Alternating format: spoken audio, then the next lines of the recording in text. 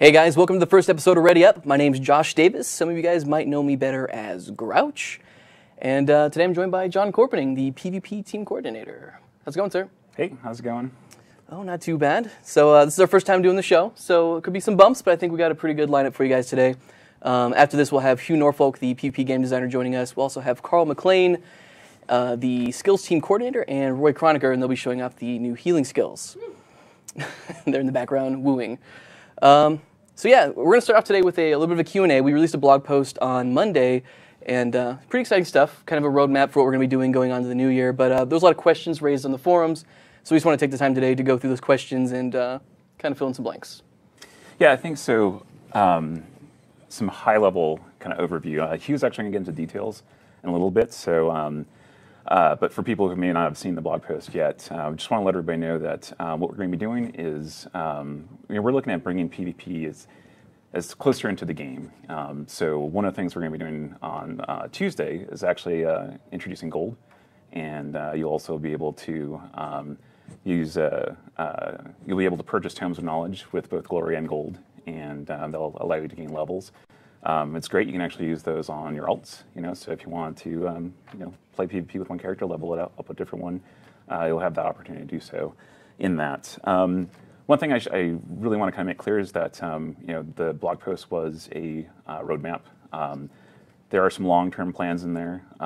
Ladders, for example, is we want to let you guys know that this is where we're going, but that ladders is kind of a long-term plan. We're not really ready to talk too much about those just yet. So for now, we're just going to focus on the things at hand.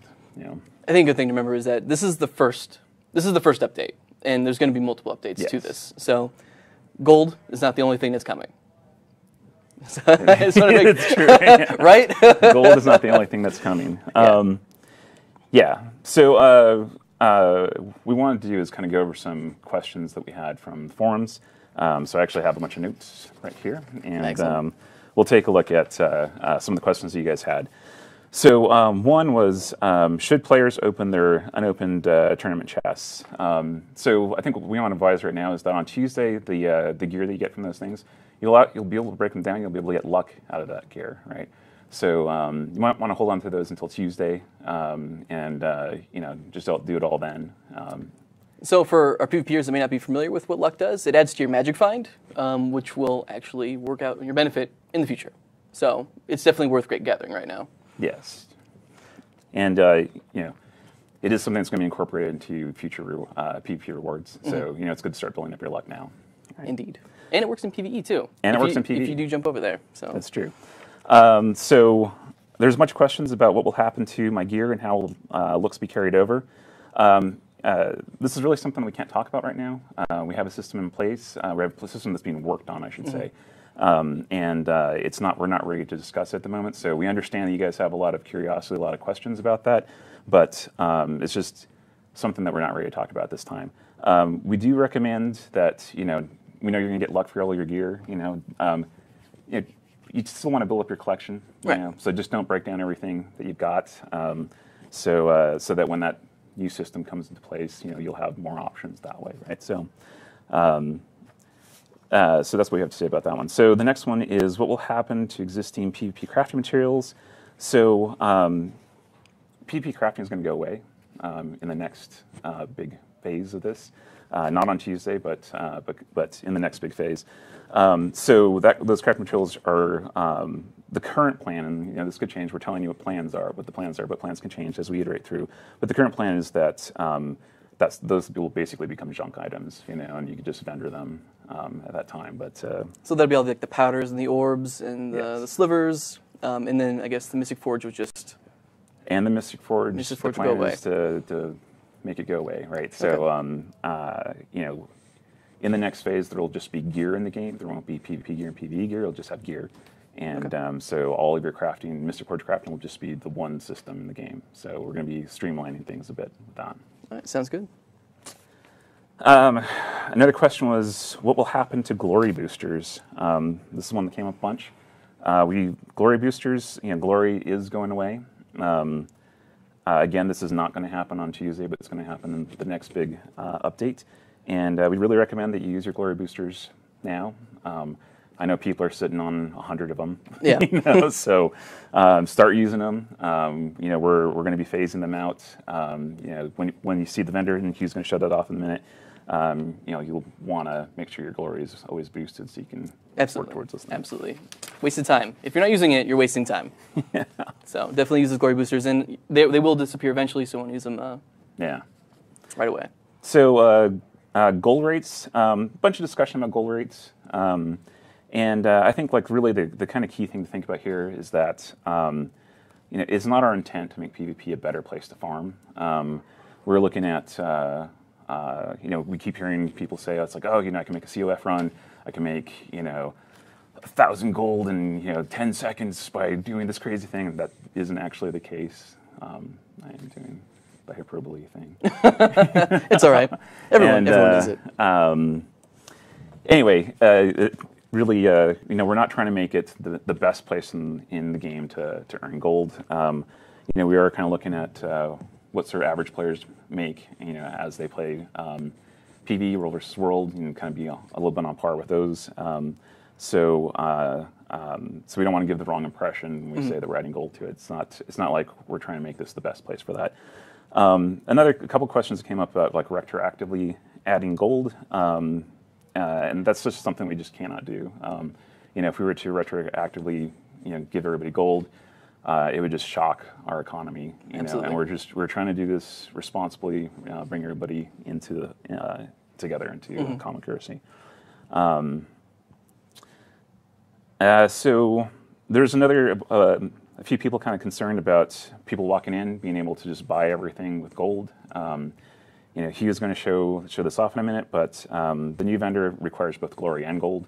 So people walking in with a bunch of glory, they're still going to have to earn a little bit of gold to be able to buy those items. People walking in with a bunch of gold, they're still going to have to play PvP to earn that glory.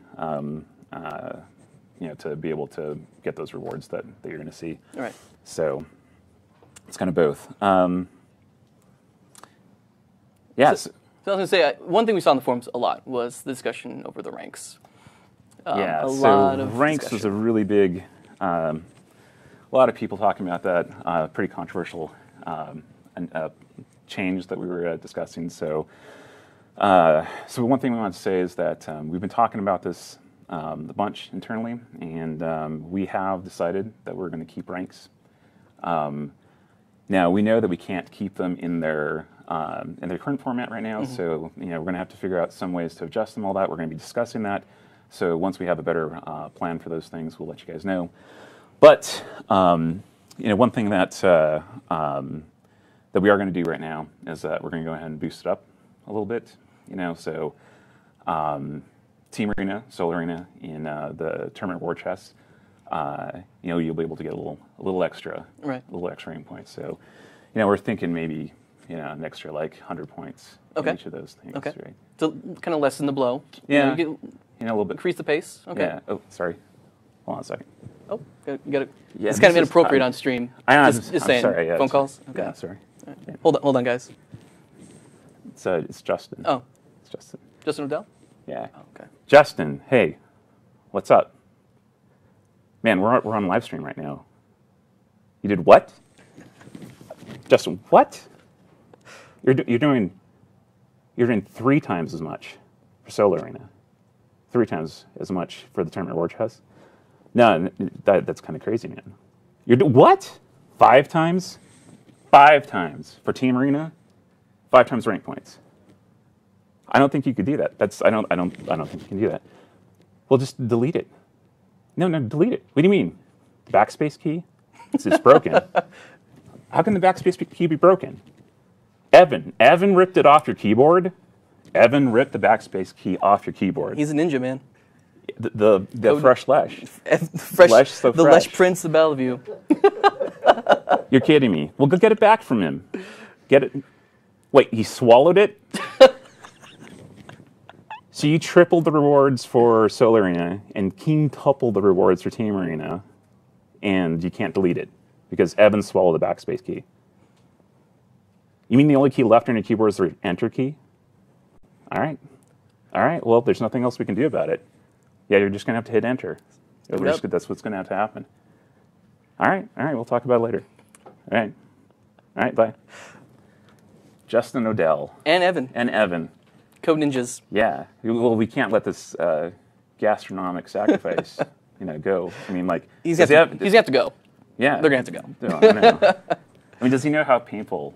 he's going to pay for that tomorrow, I'm just telling you. Right. Absolutely. So, anyway, we are going to bump it up by quite a bit. For Solar Arena wins in the tournament reward chest, we're going to triple those rewards. And for Team Arena, we're going to multiply that times 5. Yeah, so I guess the main thing is to make the ranks a little bit more attainable. Yes. So it should increase the pace. We are looking at other things. We're not ready to talk about it quite yet because we just kind of decided to do this stuff recently. So we'll have more info in a little bit, but for right now, I think this is a good solution. Yeah. Okay, sorry. Wait. Oh, is it calling again? Justin, again? Really? Oh, do the voice? I don't want to do the voice. I want to do the voice for Evan. For Evan's sacrifice. Okay, I'll do the voice.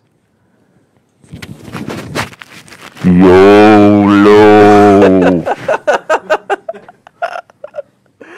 Oh man, we have anything else to add? That's it for me. So the main thing, guys, is you guys can go back and listen to a couple of questions that we've answered here. But we are going to be increasing the rate of rank gain, not glory gain, but rank gain. Just rank gain. In Team Arena by 5, and we'll be increasing it in solo queue by 3. Just in the tournament reward chests, and we will be looking at adjusting it across the board in a bit.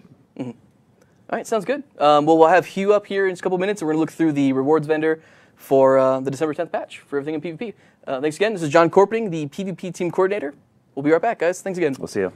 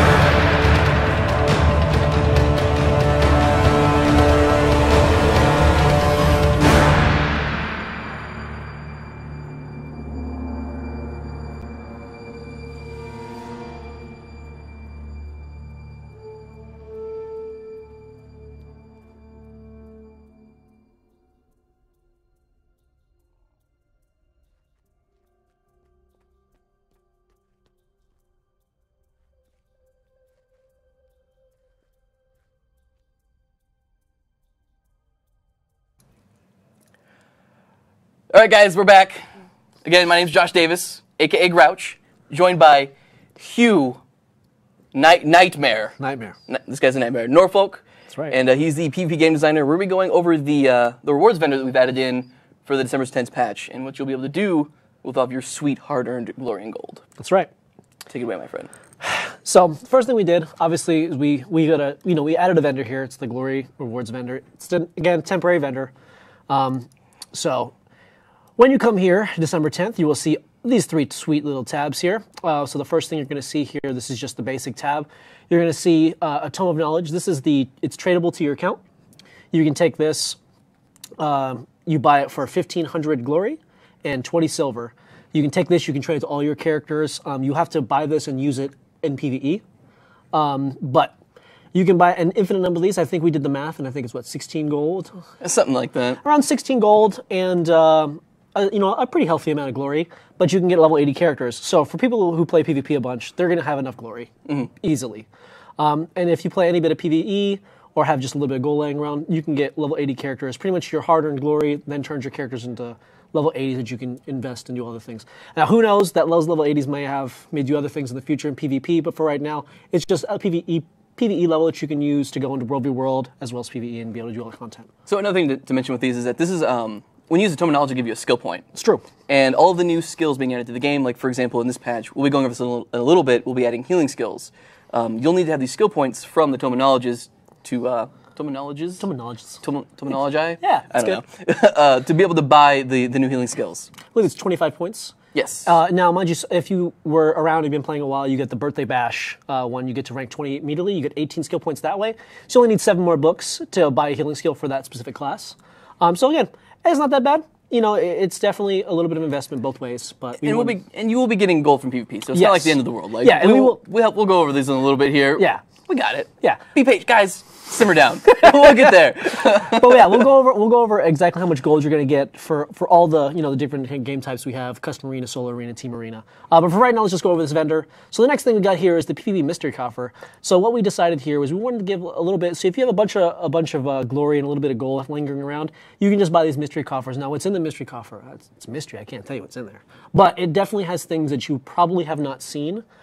It may be from some of the ranks that maybe aren't attainable for a lot of people. So there is some things in there that you cannot get anywhere except for these things, or unless you're a super, super high level. Like 205, for example. Of course. Like Mr. Karl gave us... I'm 205. He's seen some stuff. He's seen some stuff. And then I just wanted to put some PvP salvage kits here for when you buy, your mystery coffers, or just kind of an all-in-one guy, so you can go in here and buy some, your PvP salvage kits, so you can salvage all your stuff. And then we added these sweet little bags here, which have these awesome icons. So we have the 20 slot bag, which is 6,000 glory and 6 gold. Essentially, at an auction house right now, you can buy a 20 slot bag about 12 gold. So we decided to just kind of split it in half and say, hey, your time investment and a little bit of gold, get a 20 slot bag. Now, obviously, you couldn't get 20 slot bags before in PvP. Even if you were rank 80 or rank 70 or whatever, you couldn't get a 20 slot bag. So we decided to add that in there. Again, if you guys want that, it helps you. You can get some bags. We also have the 18 slot for 2,001 gold, 12 slot and 8 slot, and we have custom arena starter kits for you multi-millionaire glory hounds out there. 200,000. We're almost there. Not quite. We have 200,000 gold, but we're a little shy on our funds. Oh, man, just gotta keep playing. We got to rank 205. That's all we got. That was pretty impressive. Like I said, we've seen some dark things. That's true. 200 ranks. So then, the next thing we got on our list here is dungeon armors, right? So right here, a lot of times in PvP, we also have, mind you, we have every dungeon armor here. So going down the list, what I did, or what we did, is we took all the armors and where you get them, and we kind of put them into a category of costs of obtainability. So like the Coden armor, the Inquest armor, and the Orient armor were all at a tournament chests and stuff like that. So a lot of people have that stuff already. And if you don't, you can just go ahead and come in here for 2.5 gold, 5,000 glory. You get the whole set. That's not just a piece or a roll on that set.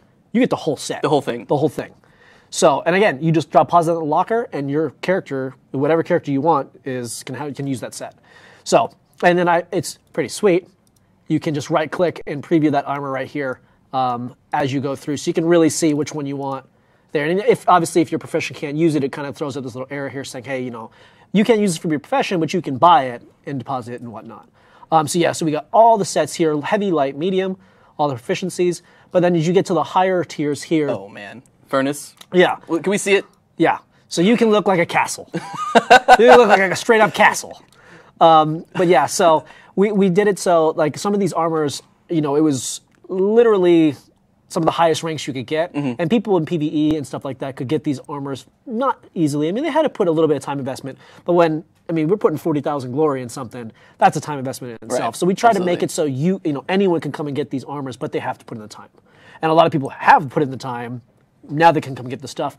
Mind you, you still have to put a gold cost on them because we don't want people who have just oodles and oodles of glory to come here and just buy everything. You know what I mean? You got to put forth the time, and we also have to put forth a little gold in there as well. Okay, so we got all those, so you can look at all these. Again, real simple. Come in, buy it, you get the whole set, you get the whole thing. And then we have over here, we have the cultural sets. So again, getting a cultural set in PvP was... Rank 60 plus. Rank 60 plus. A lot of time invested. Yeah.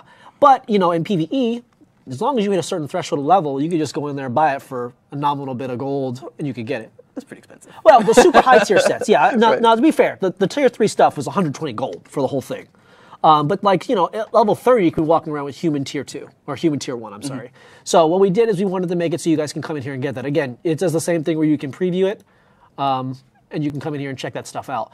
So now what you can see here, it only has human because I'm a human. What we did is we made it so depending on what race you come in here and interact with this vendor, he should sell you the correct cultural. So I can't come in here and buy like a char cultural and think that I can use it on my human because it just won't. You won't actually have the option to buy it. So then if I logged off and logged back on a char and talked to this guy, there would be the char cultural sets. Right, makes sense. Yeah. So but again, all right here, all 3 tiers, all 3 proficiencies, heavy, medium, and light. But, you know, you can come in here and look like a boss. like a boss. Like a boss. It's my favorite set. I like this That set. does look absolutely amazing. Yep. Okay. So now the big thing, right? I got the glory. I spent the time. Let's talk gold. Let's talk money. Let's talk Show me the money, Show Hugh. me the money. All right. All right. So, first things first. Let's talk custom arenas. Okay. So when I play custom arenas, I'm saying, okay, how much do I make when I win?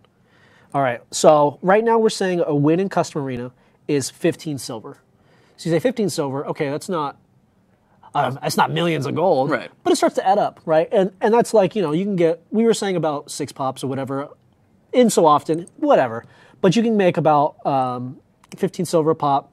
You can make a pretty good amount of money if you play a few hours a day. And then if you lose, we actually give you some gold as well. So we don't want people to feel like if they lose, they just rage quit or get angry. Right. But it's still not as much. So it's 10 silver. So Okay. 10 silver for a loss, 15 silver for a win. In custom arena / Custom hot arena. join. Yes. Yes. Which are always popping. It's true. It's always there. Always popping. The club's always popping. Always popping. And then what we did is we added a cap for this, for custom arena. The custom arena cap is 5 gold a day.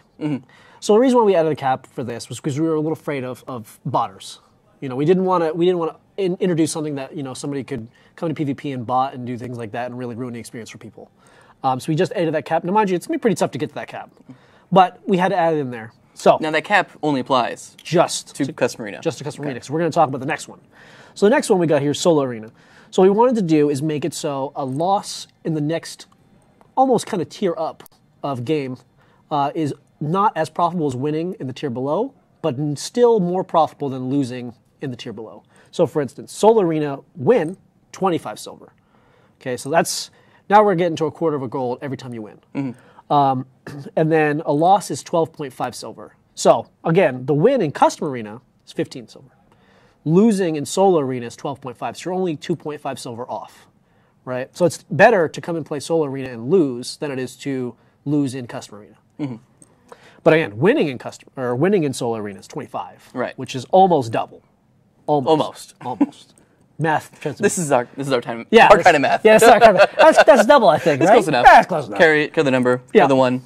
Add Okay. 0. Yeah, Decimals. of course. Gotcha. So then let's talk team arena. So team arena now is 30 silver a win. So 5 silver more, but then a loss is 15 silver So equal with winning. in custom arena. All right. So if I come and play, if I just play team arena, I would essentially make as much money losing as I do winning in custom arena. While also making more glory. More glory, which is the 5 times. I mean, it's pretty hard to follow that up. Right. I'm not It gonna is. lie. It is. I mean, Justin for president. Wait, is he call? No, he's not. No. He's not calling you. Okay. I threw my phone over there. I was like, no, I'm not going to have him show me up this time. But yeah, 5 times. 5 times rank points. That's pretty sweet. It's pretty good. Yeah, so you're going to be able to make some gold, some glory, some chess, Buku rank points. and rank points. Thank you for censoring yourself. Yeah, right. Boop. All right, but yeah, and so we had to put a cap on for these are the competitive arenas. But obviously, it's gonna be a lot harder to bot in these ones because you're gonna have to queue up with Right. other people. So we made it 15 gold. So you're gonna be able to play a ton of a ton of solo arena, team arena, the competitive arenas, and it's very hard to cap out there as well. But solar custom arenas are 5 gold, so it's a lot lower. It's again a third. Right. Yeah, that math. There we go. That math. So again, custom arena 5 gold, competitive arenas, solo arena, team arena 15 gold. All right. So the last thing I guess we wanted to show is just the luck, just getting luck. Oh yeah, let's do it. So I'm going to buy a couple of these coffers, and let's see if I can get some luck out of all this. This might be one of these salvage kits. So open up a couple of these, and oh man, can I get? Okay, we got a little bit of luck there. You got lucky. I hate you. But as you can see, we also got not just the 10 luck, not just the regular luck. We actually got, green luck as well. We got the 50 luck. And I'm not going to lie, these fall on the same tables that the PvE items do. Mm-hmm. So you actually have a chance to get, jackpot lucks. You get, I think it's the 100 and 200 as well. Mind you, lower chance. Or it's the same chance as getting those items. Mm-hmm. But still, I mean, the chance is there. When I first did this, I just had 10 luck on there, and I was like, "Oh man, PvP's gonna love this." And they're like, 10 luck. I was like, "Oh man, that's actually not really that cool." So then I was able to, they were actually very nice and let us put the PvE tables on these things. So you can get, if you have a bunch of stuff, because a lot of people have like hundreds of tournament chests they haven't opened. Mm-hmm. You can do 2 things. You can, take it, salvage it down, and use the, get your luck, or you can hold on to them forever, I guess.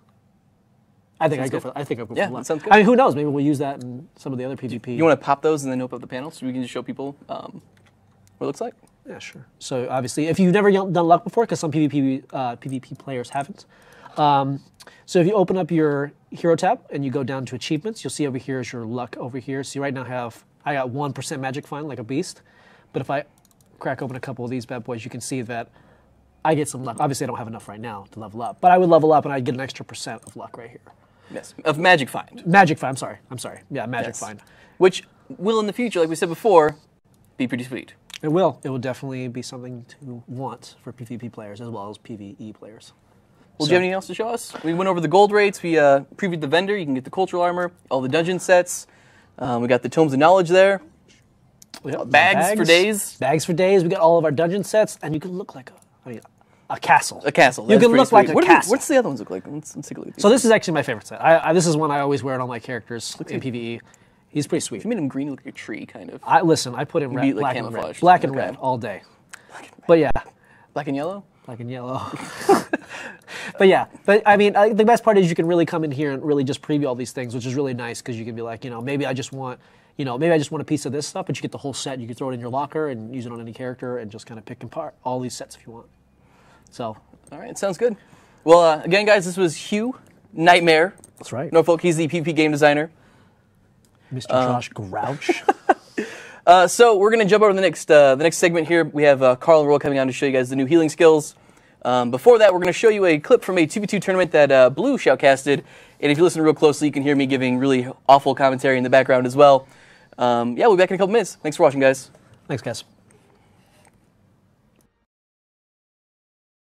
Here we go, guys. Round 4. Fedora 5 Series versus Disney Channel. Fedora 5 is up 2-1 in this set out of a possible 4 points needed to win the game. And Cade's dead! What? I blinked. What happened? I don't even know what happened! Cade's dead! He's not even... Is he even gonna get up? He's I guess not. Okay. He's dead! Okay, Wow! So...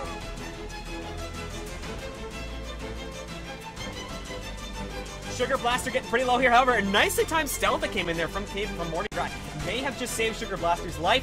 Nonetheless, he is going to be going into the downstate. Kava getting interrupted on the way over to Sugar Blaster. They're going to be using that early, but again, Kava getting pulled in by Morning Dry. We could be seeing Kava going down now. They're both down. We have a double stomp race going to be coming in now. Fear's going off onto Morning Dry. We have to see now Morning Dry as well. Morning Dry's going to go down. Yesterday, we haven't know, but we're going to be having a vengeance coming up from Sugar Blaster. It's not going to be enough though, and with the we're going to be having, oh my goodness, Sugar Blaster got up via the vengeance, stomping out Kava, and now Sugar Blaster saving the day. They're going to take down Yesterday in time.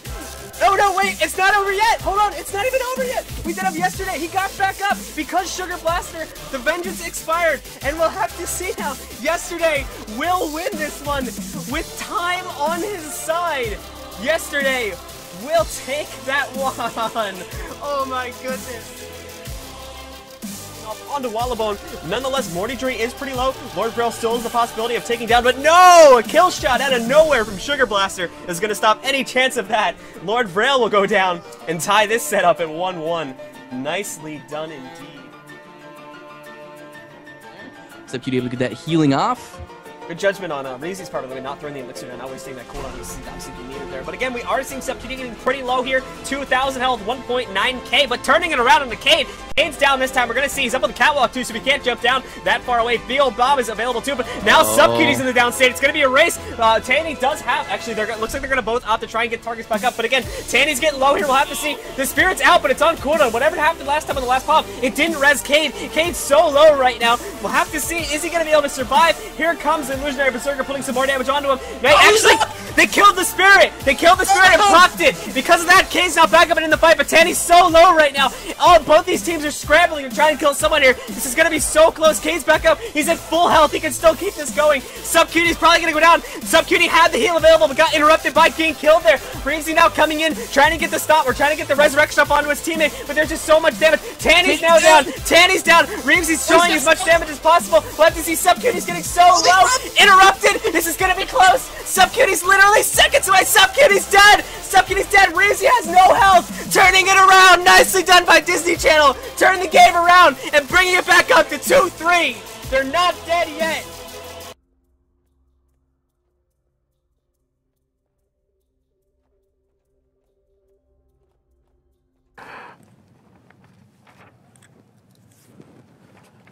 Oh man, I'm out of shot. Josh, get in here. I'm coming back. All right, guys. So we're back. I've got Karl. Hello. He's the skills team coordinator. I've got Roy Cronacher. Yo, what's up? They're not going to. You're not going to see what they say. Oh. Yeah. Well, I'm a balance designer here, working with Karl on skills. You lean in just a little bit over. You want to get real comfy here, Roy? What? Yeah. Just put your arm around him. They can't see anything below here, so it's good. Okay. All right. So what are we doing? Today we are discussing the new heal skills that are be coming out next Tuesday, December 10th. Yeah. We're pretty excited. All right. So this is the first time that we've had skills added to PvP, right? Mm-hmm. And these will be available across the game, though. Yes, they will. Yeah, in every game mode, PvE, World v World, PvP. And as Hugh mentioned earlier, you'll be able to get skill points now in PvP through Tomes of Knowledge. So you can actually level up and buy these skills. All right, so if I'm a PvPer, how am I going to buy these skills? So, in order to buy your skills, actually, do you want to roll us through this, Roy? Sure. I mean, it works pretty much similar to PvE. Some of you guys not familiar with PvE, maybe you just play PvP, but you open up your hero panel. I can do this. So you need skill points. You need skill points. You need 25 skill Karl, points. it is purchased. You just purchased it automatically. There we go. Didn't even get to buy it. It costs 25 skill points. Karl using the dev cheats. No, I have a... To clarify, you won't have dev cheats. Yeah, so even though you may want to. Just gotta keep it rolling. This is one of those things that just happens. But yeah, it will cost 25 skill points, just like it will in every other game mode. If you buy it in PvP, PvE, World v World, wherever, it'll unlock it for that character across all game types. All right, and first off, we are going to talk about the Elementalist Heal. This Elementalist Heal is called Arcane Brilliance. And this is the final product right now, is blast the area, hitting foes with critical damage and healing yourself. Heal effectiveness increased per target hit. Now, Roy, what do you want to talk about here? You should probably go near the AoE golems, first of all. So you can actually show off the skill. Well, we can do a bit of each. So basically this skill, it has a base heal amount. It's around 3,600 or so. Base, that's if you hit no targets and just like whiff it completely, hit nothing. So but hit no targets here? It'll hit up to 5 targets. It'll increase its effectiveness by 20% per target you hit. So base, it'll raise it from around 3,600 to 7,200, which is a pretty substantial heal. It's also an arcane skill, so it will always crit. It'll do a decent amount of damage. It's not a high damage multiplier, but enough to make a difference. So I'm actually going to put it on. Also, it's a blast finisher, so you can blast those water fields and whatnot. And have more support that way. As Karl is showing you, he's blasting some fire fields to get some light. With this change, we did actually make Arcane Wave ground target as well, which is something Karl can show you. Basically, we didn't want these skills to be too similar, so we buffed up Arcane Wave a bit to make it a ranged ground target instant skill. Our initial design with Arcane Brilliance was actually ground target range, but we felt like it just didn't really fit the heal skill that well and fit Arcane Wave more so. So then we started out with an instant ground target AoE, then we swapped it to PB AoE instant, then we felt like it kind of bypassed the need for like stun breakers and stuff if you can just use your heal instantly while you're stunned or CC controlled and heal back up. So we added a cast time. Yeah, we didn't want to necessarily eliminate the need for stun breakers or stability, and we wanted to make it so that heals, you could tell when somebody was actually using a heal skill. So like here, you actually have the heal that like has the nice effects that show up. You should highlight over the tooltip so people can see, so they can theory craft a bit later on. But the cast time is 3/4 of a second. It's 240 radius. Yeah, pretty standard. 25-second recharge. Works well with arcane traits. So I was talking to JP this morning, and he mentioned there's a lot of like counterplay with these skills. We talked about this a little while ago. Being able to blind this, for example, like if you can read this is happening, you'll be able to blind the player, and you can negate a lot of their healing. Yeah, you'll blind the skill, so it actually won't hit any targets, so you'll only heal for the base amount, which would be 3,600. So there's play with that. You can also interrupt it. So there is a lot of risk to the skill, but it pays off because it does do damage, it does crit, so it procs things like sigils, other traits, things like that. Get the base heal. If you run pretty DPS-y stats, like Zerker actually hits for, I don't know, like 800-900 or something like that. I wasn't able to set up my stats on here. Let's show the full effectiveness of the heal. This is at 5 targets. You're going to get 7,186 healing base. And it does scale with healing as well. And the 20% that increases per target hit actually increases the healing scaling effectiveness as well as the base heal. Oh, okay, that's good to know. Yep, and so this also does work with other traits that affect the arcane skills, so you're going to be able to use all that, lower their cooldowns, that kind of fun stuff. Yeah, proc conditions based on attunement when you use it, things like that. We did want to try and bring out like different, with these heal skills basically we wanted to offer different options, more unique things to open up different play styles that people usually wouldn't tend to necessarily go towards. Like we didn't want to just add another heal skill that basically would be the next best heal skill. We wanted to add something with a lot of play to it, things like that. Good for certain situations if you use it optimally like that. Like this one, for example, you have to put yourself at risk by being in the middle of all your enemies using it, but you get a blast finisher, damage, good healing. It'll be very, very good in the skirmishy set. All right. You want to jump to the next one? I think I think we can jump to. We're gonna go to engineer now. All right, let's go over to NG. One thing I did want to mention, as I'm sure most of you guys have seen on Reddit, you guys did data mine a lot of the stuff for the skills, but I just want to note that when things like that are data mined, it usually is a previous version of the skill. Like a lot of the text wasn't updated, a lot of the actual numbers, things like that. So while it was like mostly probably right, don't always believe everything because until it's out, it's not the final version and everything's like subject to change and all that. Yeah. So here we are, we're on the engineer. Once again, I don't think I have enough skill points to actually purchase it on this character. Oh, not my dude. Oh, look at that. Awesome. Okay, so this one is called AED. And it costs 25 skill points. You can unlock it in PvP, PvE, anywhere you like. It's going to cost the same regardless. So here we have AED. It is a gadget. And it says, activate your AED, enabling the system to heal you after a brief period of time. If you take lethal damage while AED is active, it ends and you're healed for a large amount. It's a little bit harder to kind of show how it works, but it's got some pretty big numbers on there. So the the base healing, if you don't reach that lethal hit, is going to be like 4,300 or so. So a small heal on a large cooldown. It's a pretty small heal on quite a large cooldown there. You can use speedy gadgets to lower it just a little bit, I think. Yeah. 20%? But So like Yeah, 32? 20%. It'll get you down to like 32 seconds or so. But There's also the trait that recharges heal skills when you drop below 25%. There is which that. is also pretty good with this heal. but the lethal damage heal is going to be 12,000 points. It's pretty strong. Right That there. theory crafted, man. Yeah.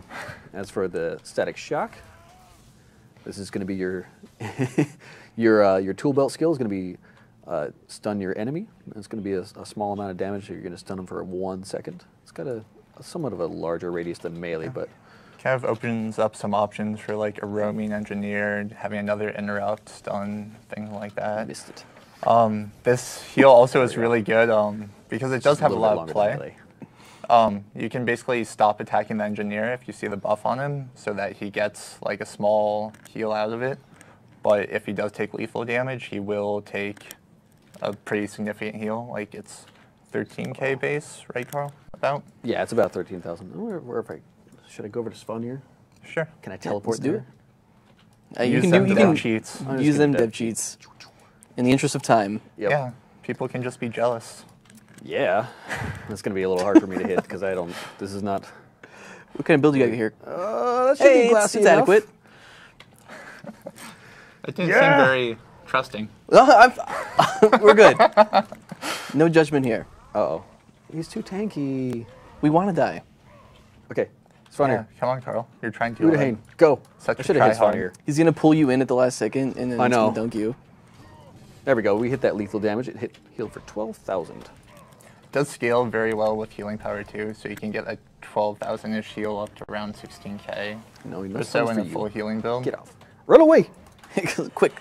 All right. Kill it. So you can do interesting things like use it before you hit that 25% mark, take lethal damage, die, proc, and then your heal will be reset, so you can use it a second time right after that. It's good for come on. squishy builds, probably, where you know you're going to take a bunch of damage, like a Zerker rifle build or something like There that. we go. That looks good. Like seeing that bar fill up. That Yeah. feels good. It does. But again- it is a large portion of your health. It's one of those you said before, run away. risk versus reward. Like you have Yeah. like if the other player can outplay you, like if they see that you pop that and they don't do any damage to you, Yeah, then Flames it's basically who can time it well. If you time it so that you know you're going to take that lethal damage, you'll get a huge heal. If they stop attacking you properly, then you won't, and they'll Yeah. probably end up killing you. I mean, it's still good in things like World v World or PvE where you know you're going to take that damage. But in PvP, it offers that One thing to more note. play. One thing to note about the skill is that falling damage will still kill you. Anything that's actually that's like just a straight kill, like if you take falling damage when you're at 10% health and you would have died there, it's still probably going to kill you. Yeah. We're So- sorry. We don't want you to exploit. One of those things. all right. That should wrap it up for this one, right? Yeah. all right, There's so Onto Guardian. it's pretty straightforward. Let's go on to the next one. We have. This is one Guardian. a lot of us are pretty excited about. Showing off that castle armor. I have a castle instead of a Carl. guardian. I renamed it Carl the Castle. Castle. New live character. All right, so let's see what this character has.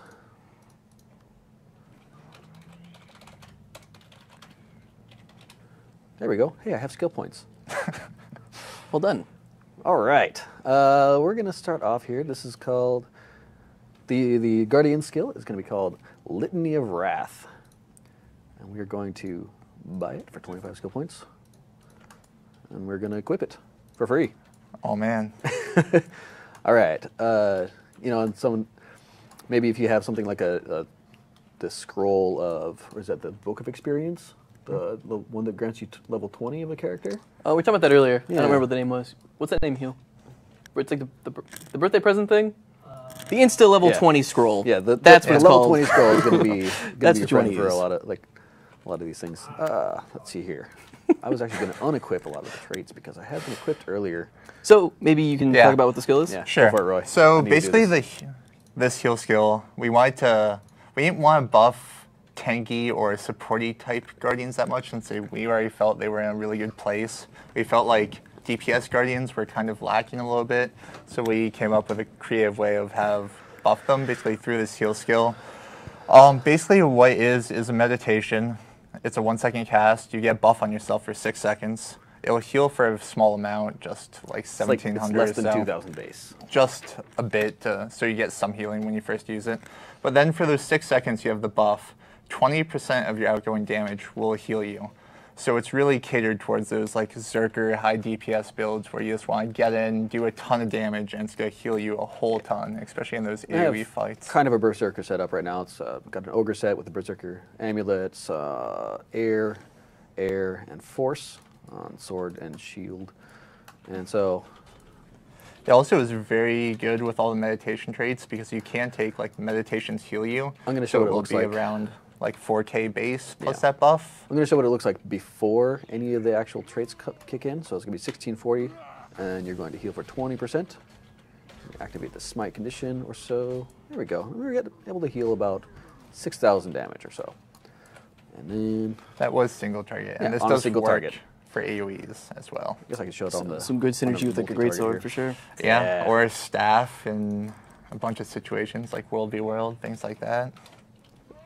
Let's start getting combat first. Activate the heal. And show off that. Yeah, as you can see, nice with the Mighty tower. Blow, he gets a lot of damage out. You can get the heal. And this is going to heal you for all the burning damage you do, and it's going to heal you for all the retaliation damage you do. And it's going to be like pretty much all of your damage sources are going to heal you. Let's see here. Next we go on and equip the actual traits, meditations. Oh, come on. Where'd we go? One. Yeah, there's meditation recharge, like Fury on meditation, heal on meditation, a bunch of play, where you can make a crazy DPS build with this based off meditations. Where you're pretty squishy because you can have Zerker gear, but you'll actually have a lot of sustain. All right, and this is actually quite a bit of healing if you hit 5 targets. All right, that's without popping. It's also really good healing if you use the healing skill. yeah. I think I've heard that. I don't know. Maybe Karl's so OP doesn't even need it though. Too strong. All right, here we go. I mean, don't you believe in Karl, Josh? I do. I believe in Karl. Full health. That was. You guys, stop it. You guys. So I mean, using the the heal on meditation is actually really nice for this because it bumps up pretty much the base heal of it, and then you're able to get everything else from the damage. Yeah, the heal on meditations adds around 1900 2K on top of the 1700, so it's almost 4K base plus the buff. So with that, I mean, in AoE situations, you can be looking up to like basically a full heal if you hit enough targets. Like you can put down symbols too. For example, you can put down Symbol of Wrath before you use the heal. Then use it, then the symbol will start healing you, swap over to Hammer, Mighty Blow, things like that. Yeah, I do have a greatsword, I could equip that. But yeah, Whirling Blade is good. Yeah, you got like that full heal a couple minutes ago, that was amazing. Yeah, it was fun. It's like one of those, like, it doesn't happen very often in like actual combat for me when I'm fighting in a team scenario. Because like you have to have a whole lot of stuff up, like Smite Condition and Mighty Blow and your heal. And one of the things that I found that really, like, you have to play against is blind. Like if you're using a single target weapon and you have your heal up, that blind will definitely do some damage. Yeah, it's definitely tough in 1v1 because your target can use dodges, blinds, blocks to prevent you from healing. So there is that play to it. Or controlling the Guardian while he has a buff up, you can stun him, control him. So you want to make sure to at least have some stun breakers, conduit removal, things like that when you use the heal. And you don't want to use it like while you're away from the target, you want to be like right on top of them so you don't waste any of that uptime of the buff. Yeah. All right. We ready for I think that's it for Mesmer? Let's go over to the Mesmer. One thing I did want to mention. That castle. To the left. Where is it? Oh, Karl's, yeah. I'm Karl's trolling Mesmer. myself here. Don't mind Karl. Karl's Mesmer's named Karl Necro. What a boss. I had to change his He is a profession at one Necro point. and a Mesmer. One thing I did want to mention that I don't think was on our balance patch notes that we did end up changing, I could be wrong, the ones that we post on the forums, was that we are lowering the amount of stacks Immobilize can go to from 5 to 3. So it gets a little bit less excessive in PvE, World v World, things like that, where you have a lot of Immobilize going out. All right. Look, we have This skill is points. another quite unique heal, offering something we haven't really done before. So we are Carl? we are introducing Signet of the Ether. And this Signet, I'm going to equip right here. It is the passive effect is gain health every few seconds based on the number of active illusions you control. And the active of it is heal yourself and refresh all phantasm recharges. Yeah, the passive does not heal you if you don't have any illusions out, and it is on a 3-second pulse. So you have to be constantly worrying about making sure you have those illusions up to keep your sustain up for the fight. And it is, I've seen this posted on the forum, so I had to bring it up. It is weaker than like healing Signet, but the active effect is stronger to compensate. Where we go? Oh yeah, I was going to go like 6.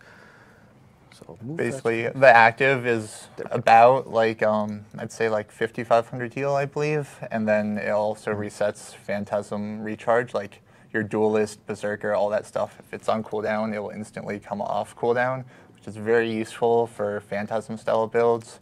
We basically want to give them an option for that. Like in World v World PvE, Phantasms can die quite often, so sometimes you just want to be able to get some out for some more burst, things like that. It also gives you the option to put out like 2 Berserkers back to back if you want to sacrifice using your heal for healing. So if you have things no like illusions that. active, you're going to heal for nothing. So you should probably have some active. When you have 1 illusion active, every 3 seconds, you're going to get healed for 350. I have regeneration on me as well, so 161 as well. Then you start activating your other illusions. You can heal for 681. How much healing power do I have? Where's my healing power? There it is, 250 points. So it's going to be a little bit less if you have no healing power. But at 3 active illusions, you're going to have, ooh, that's a big tick right there. Yeah, it's about 1,000 every 3 seconds. It is quite nice. This heal does go well with some of the balance changes we made, like the trait that removes Condi on Signet use, we bumped it up from 1 to 2. So if you combine that with the other trait that also is remove 1 Condi when you use a heal skill, you can remove potentially up to 3 Condis when you use this heal as well, giving Mesmer some Condi removal. Summon a dude, shatter, summon a dude again. But then you lose your healing passive for the next 30 seconds, 35 seconds. It's basically making the trade-off. You can use the heal offensively for recharge for Phantasm, or you can use it defensively. Or if you just want to play like more sustained style and tanky, it gives you a nice option to keep out illusions, have some decent regen on top of like the regeneration boon, things like that. There we go. You can see that healing again. But there's a lot of counter to this. I mean, you could just focus down the enemy's clones. I guess one thing to note, though, depending on what they're running, they could have retail on those clones, or they could even have clones do conditions on death. So it'll be interesting to see how this plays out. Yep. As well as it also the recharges, or the active effect will also recharge your utility phantasms. Oh, okay, that's cool. So you could have a couple of defenders out there. Yeah, it's pretty. A lot of different choices you have to make when you're using the skill. Yeah. Which is something we wanted to do with these skills. We wanted not just to have like one situation that's always best. We wanted to have different choices you can have to think about making whenever you press that heal skill, and have a lot of play from both sides. Ready to jump over to Necro? Yeah, I think let's go to the Necro. Yeah. Think so? All right. Think so. Now this one's not named Mesmer, I'm pretty sure. There it is. Damn, I'm disappointed. My Karl Warrior is actually my Necromancer. Oh. You're all confused, Karl. Okay. Slot skills. That's not how you spell it. All right, so the Necro skill, just purchased it, is called the Signet of Vampirism. The passive effect is heal when you are struck by a foe, and the active portion is heal yourself and mark a foe. Allied players will siphon health and life from that enemy. So basically, the passive is pretty simple. When you get hit, you get healed basically with a 1 second internal cooldown. I believe it's about 300 heal. So you have to be taking damage. You'll get healed a bit to compensate, giving you a little bit of sustain and tankiness. The active basically puts a debuff on the target with 25 stacks.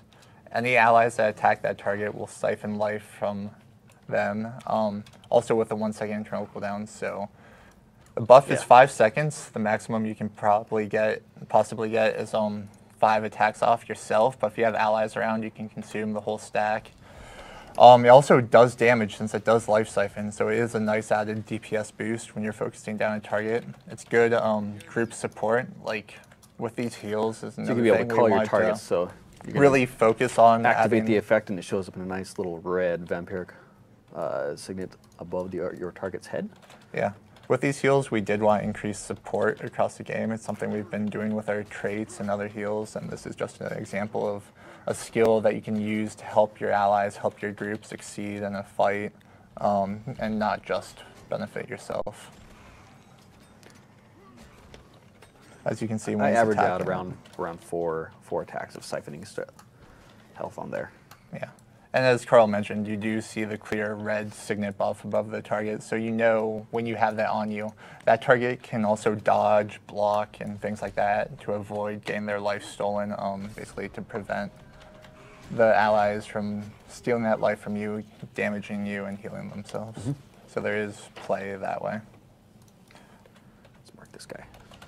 But we see it being very good in like PvE, supporty type situations, World v World, things like that, bosses. Mm-hmm. All right, are we yeah, we good on that one? I think we're good on that one there. Off to Ranger. It's over here. There we go. What is that name? Karl Legolas. Oh man, Karl, are you an elf? Karl Legolas. Yes. Karl Legolas. All right, this character. Oh, good. We have skill points. That seems right. Just purchased it. Purchased it. This heal is entitled Water Spirit. Are you ready for this? I am absolutely ready. Are you sure? I'm ready. My body is ready. Let's do this thing. Well, this is a video game. Let's go. What are we doing? We're All right, so Water Spirit says, summon a Water Spirit that grants nearby allies a chance to heal when attacking. We're going to summon it right here. Actually, let's not do that just yet. I'm going to go through the skill facts here. It's going to, your base heal, when you proc this, this heal, is going to be 8-10 or so, and you can activate this once every, is it 10 seconds or 6 seconds? It's 10 seconds. Like the other spirits, they all have 10-second internal cooldowns besides Frost. All right, and you can affect up to 5 nearby allies. The spirit itself lasts for 60 seconds, and it has a broadcast radius of 1,000. So you can put this like pretty far behind or elsewhere. It also works with all the other spirit traits, like you can get it to follow you around with. Yeah, and like the other spirits, it affects your allies, so What it's is this another spec? group supporty type heal because your allies will be getting that proc to heal themselves as well. They're within the radius. This has One been thing moved. to note, Spirits Unbound has been moved. It is now tier 2, where the Nature's Vengeance has been moved to tier 3. So, with that, I'm going to have the spirit follow me around. Yay, come here, little guy.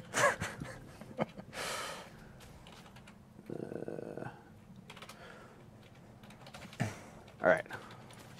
So So you'll be you'll able to activate the see- heal once every 10 seconds or so. Karl attacking. Have I already activated? Where'd it go? What? There There it is. you go. It's got a 35% chance base, so you can increase that chance by trading it up a little bit further. Yeah. And the up to activate- 70%. So where is my heal, you're asking? The heal is actually on the activated effect of the Water Spirit. So you're going to activate your Water Spirit, boom, and the Water Spirit is again going to do an AoE heal. Yeah. It does that initial self-heal for the Ranger, just to heal them a bit. I believe it's around 3,000 or 4,000. But then the Spirit also does about a 2k AoE heal and a 240 radius around it. So it's again another supporty type heal. So if your allies are taking a bunch of pressure, you can toggle your spirit to heal. And obviously he's still out, so they're still getting that proc from the buff as well. Oh, then he died. Poor guy. Poor spirit. All right. But yeah, once again, you can also trade it in combat with everything. With Nature's Vengeance, so it's going to activate that heal a second time when it dies. You can also have Vigorous Spirits, which increases the chance to proc, and their health as well. The activate on death won't activate your own personal heal, just the spirit to trigger its own AoE heal. We're going to activate this guy here. Activate the heal, and I'm going to actually kill this guy. Show what he's like when he actually does die. Boom. So you see him doing the AoE right as he goes down. Yeah. All right. So that's it for that one. Do we want to talk about it? Is there anything else we want to cover with this guy? Not really. Just like with heals like this, we are trying to bring up group support options for people who want to do that, since we have a lot of group content in our game, and we're trying to add more open world content, things like that. More cooperation between players, things like that, helping each other rather than just having selfish builds. You now can have more options to help your allies around you. All right. Let's go on to the next one, the last one, the final one. Nope, not quite. We got two more. No, we didn't do anything for warriors. Oh, such warrior hate. Just kidding. I heard we buffed Earthshaker by 500%. Yeah. Yeah, just for Hugh. That was Hugh. Just for Hugh. We had to nerf it back down, though. It's okay. Don't worry. All right. It's a lot of skills. The Thief. Oh, I have too many traits equipped. I want to see the base effect. So this is Skelk Venom. We felt like Venom builds were close, but just not quite there yet. We thought giving them a cool supporty heal would be able to maybe bring these kind of builds into play. It'll definitely be really good if you want to be like that supporty kind of thief that helps your allies, because with traits like Venomous Aura, you can share this to other allies. Things like that. Yes, I'm pretty excited about it. The Venom, Skelk Venom, you heal yourself, and your next few attacks will heal you. So the base healing on it is 685, and you get 4 attacks of this. It's going to last for 30 seconds. So we're going to... Yeah, the initial heal is just self, but there are lots of traits that affect Venoms that make them exponentially stronger. Gonna activate it. You get about a 4,300 health heal, and then on each attack. So the obvious synergy here with like share venoms, being able to apply them to your allies going into a fight. Yeah, you can have another strike from traits, so it's more strikes. You can have it shared to allies, so it's actually a substantial AoE heal for your allies. So you'll notice that it's at a 45-second cooldown base. That's because it has the same cooldown as all other venoms. In addition, it is a very strong heal that can be shared with allies, and it has a very strong support potential to it. Also, we have things like quick venoms, which will reduce its recharge by 20%, bring it down to a 36 duration. Also have leeching venoms as well, so this will heal even more by leeching from your targets. Right. I'm going to show that one first. Yeah, that one's pretty good. There. I like that one. I'm not going to be able to show Venomous Aura unless Power's around here somewhere. I don't know. I don't see him. You also have traits that are like Might on Venom, where if you have Venomous Aura, you'll be able to give Might to your allies as well. So they'll be leeching, healing, and getting Might. So just from the Venom activation effects alone, you get about 4,200. Hey, there's Power. Yeah. So at base, it'd be about 4,200 heal for everyone that you've shared it to. Let's go over to here and equip some residual Venom. Yeah, and this adds another strike, which will probably bring it up to around 5K. Whatever. As you can see, all right, so now he's got it. Power got the buff as well, so he can attack the target and heal just as well as Karl. Yeah. Actually, I'm going to do this. Let's see what a full burst looks like. What do we have? A full burst. A full burst. I have to say it in that accent. Of course. Oh, You killed yourself. You bursted yourself, Carl. I bursted myself. Look at that healing. Wow. Stop it.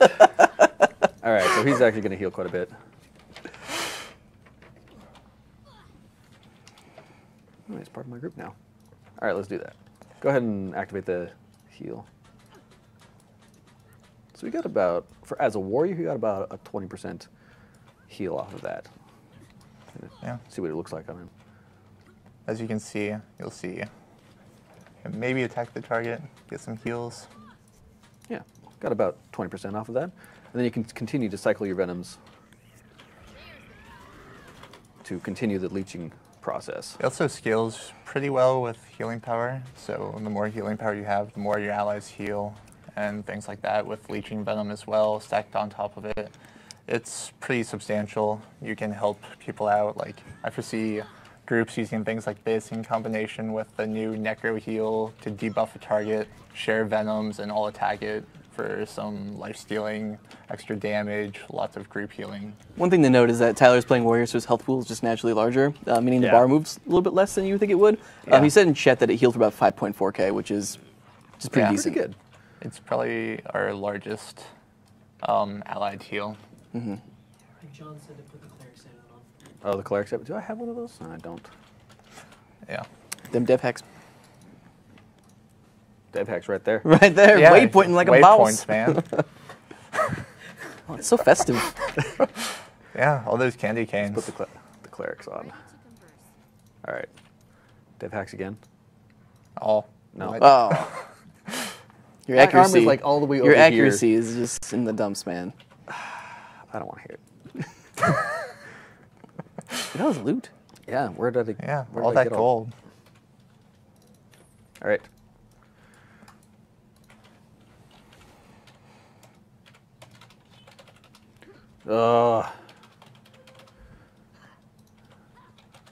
There we go. Yeah, now you'll be able to see. It's He's around actually- 4,800 initial heal, plus the stacked venom as well. As you can see, it was 890, I believe. He said 7.3k from for the cleric's amulet Yeah. on Tyler. Yeah. So you can definitely, it opens up those options of being like a support thief if you are crazy and want to go full cleric amulet, like stack healing stats. You'll actually be able to have decent support for your allies, which is something we wanted out of Venom Share for Thief, to Could be give them the some, like- support options. It's a lot of damage. Could see some like Condi healing builds with like pistol dagger, something like that. Still maintaining the damage, but team support as well. Yeah, there's definitely a lot of build diversity and options. Like, as I was saying earlier, we thought Venoms were like pretty close. They're almost there. But things like this will just give them that support option to be able to help make it like an actual build to help your allies effectively make a impact on the battlefield. Things like that should be good in most areas of the game. All right, we're gonna go on to the last one. Yeah, the Last one. Anything else we wanted to talk about here? We've kind of. Oh, we maybe can show off some of the initiative changes. I know JP wanted us to kind of preview that a little bit. Yeah. Yeah. So what did we do initiative? One thing we did with initiative, we felt like the base initiative regen was too low on thieves, and we felt like you could get way too much through traits. Basically, the disparity between base and maximum initiative gain was way too large. So basically, what we did was It increase. simply encouraged a lot of initiative regain stacking, and that was pretty much one of the only builds for a lot of people. Yeah, it pigeonholed you into initiative traits because it's essentially reduce and recharge on all your weapon skills. So what we did was increase the base regen rate on like all thieves, and then reduce the effectiveness of those traits a bit. While those traits are still definitely increase your effectiveness quite a bit, and definitely make it so you can use skills more often, they're less of a like required thing, I would say. Yeah, you're gonna get one back every 1 second now, whereas it was like 2 every 3 seconds before. So it's gonna regain quite fast. In terms of actually traits themselves, you got things like Opportunist, where it now has a 5-second internal cooldown and a 50% trigger chance instead of a 10% chance and a 1-second internal cooldown. I think that's what we had it at before. Yeah, so there are traits like that that have gone down, but the basic increase has well compensated for it. Yeah, we feel like this will open up more build diversity and options for thieves because we felt like they were pigeonholed into these traits because it was the most effective route for the most part. So this way, there's more room to play where if you maybe only want to take like 1 or 2 of initiative gain traits and spread out your traits to other things like Venoms, for example, with the new heal, it gives you that option too as well. Alrighty. All right, moving on to the last one on the list here, Warrior. Warrior, yeah. Goodbye, Signet. I don't know.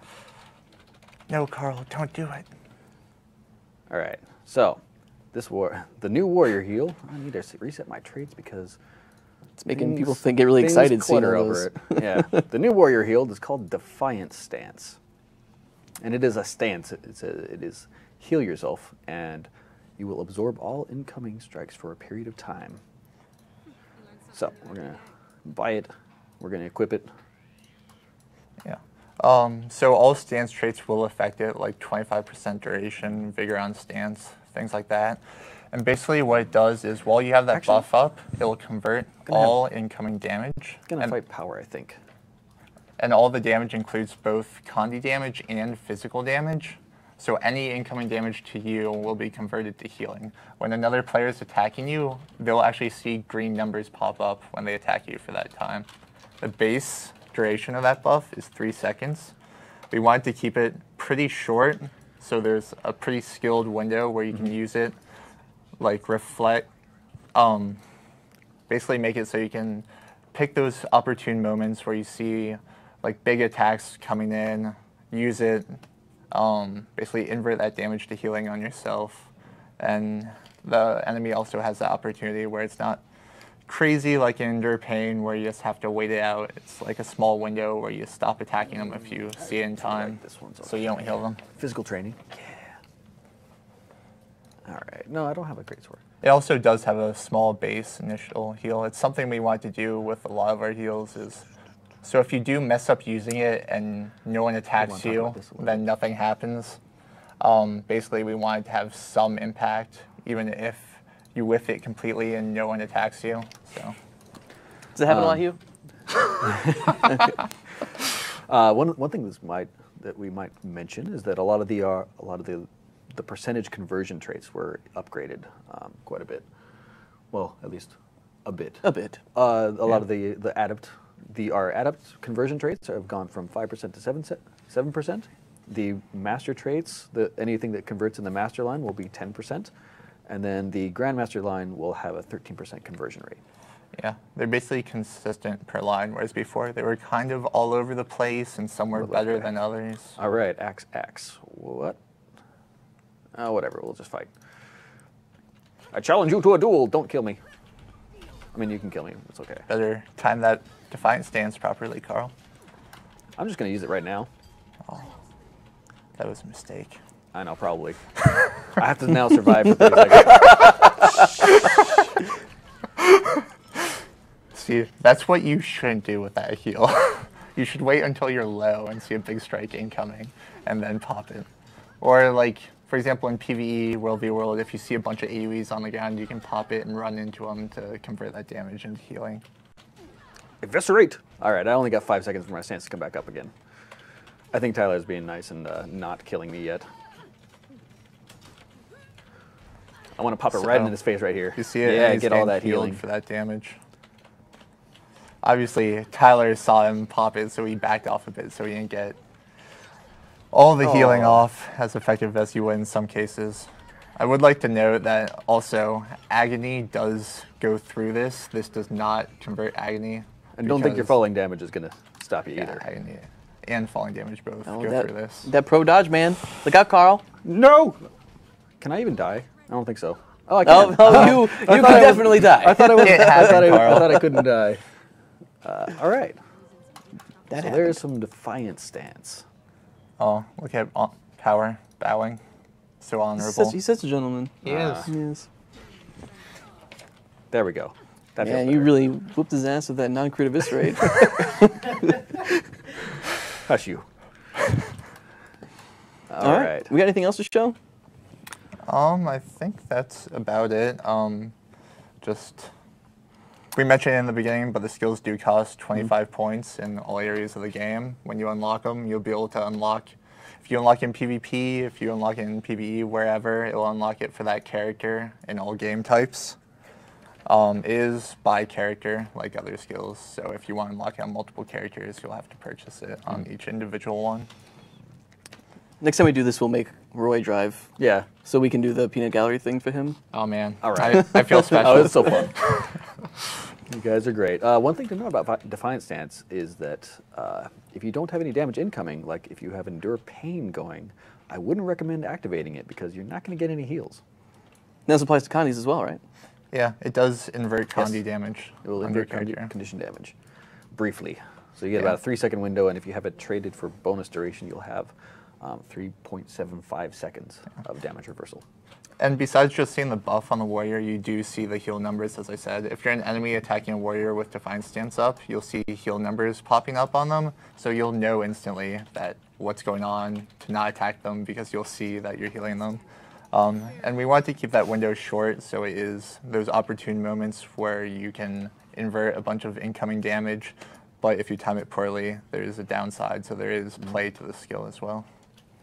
Alrighty. All right, so 8 new healing skills going into the game. Also want to remind everyone that there is a balance patch going on December 10th. If you guys haven't caught those changes, you can see them. I think a pretty up-to-date list is on the forums in the general discussion section. Yeah. It'll be sticky to the top. JP wrote that thread up, so should shake things up considerably. Yeah, we're looking forward to seeing how people use these new heal skills and adapt to the balance changes. Yeah, we think overall this should increase build diversity a bit and open up a bunch of new options. All right, sounds good. Carl, you want to do me a favor and click on the 8 button over there? The 8 Right there, click it. All right. Do it. Well, we're not Shit. going away yet. We're all here Oh. still. Oh. We're still there. Oh man. Hey guys, just want to give you a quick reminder here. There are a couple upcoming tournaments. Just want to show them off here as we wind down the show here. So as you can see, the Guild Wars 2 PvP TV 2v2 tournament is going to be this Saturday. That's hosted by Blue. Make sure to check that out. ESL happens every week on Thursday. The Good Fights Invitational Tournament is on December 14th. That should be pretty exciting. There's a lot of old players coming back for that one. And that'll be actually one of the first tournaments after the patch. One of the, well, I guess they'll have the ESL Weekly and then the which is mostly EU teams. And then over on NA, we'll have the Good Fights Invitational, which should be pretty interesting. Champions of the Mist, it's a Spanish tournament. There will be Jubro casting that in English as well if you're interested in that. And then again, before our next show, we'll also have the ESL Weekly number 10. And we'll be back on December 20th with the next show. Yeah. So guys, please follow the channel, follow us on Twitter, follow us on this channel. Click follow here. We'll be doing this like hopefully every 2 weeks or so. Yeah, make sure to catch in and see the next one.